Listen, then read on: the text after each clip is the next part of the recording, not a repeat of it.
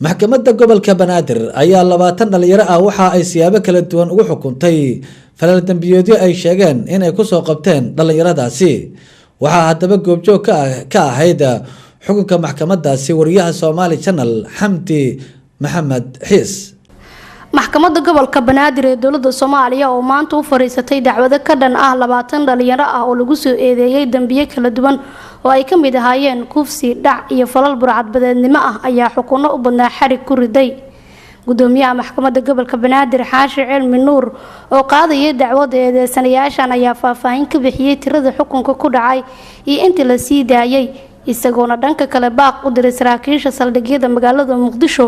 oo ku aadanaa inay soo xaadiraan maxkamadda xilliyada la qaadayo dacwadaha dadkii ay dambiyada ku soo qabteen 23 bisha labaad 2013 maxkamadda gobolka Banaadir waxay u fariisatay 20 maxbuus oo dambiye kala duwan ku eedeysan 20 kaas toddoba ka mid ah maxkamaddu way xukuntay toddoba sideedna waxay u dhigtay dib caddayn la'aan awgeed shanna way sii daysay maxkamadda markii lagu waayay wax dembi ah marka kuwa dib loo dhigayna sababta waxa weeyaan saldhigyadii shaqada ku lahaa booliiska oo CID ay ka mid yihiin ayaa waxa haysta culays ayaa haysto oo aanay keenaynin waxyaalihi loo baahnayo marqaatiyaashii iyo aanay keenin iyo caddaymihii kale koobariyaatada loo yaqaanay marka ayagana waxaan faraynaa fadhiga dambe oo saddexaad inay si degdeg u keenaan hadday hayaan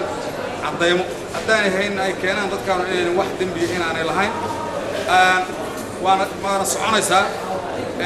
maalmaha insha allah wiigiiba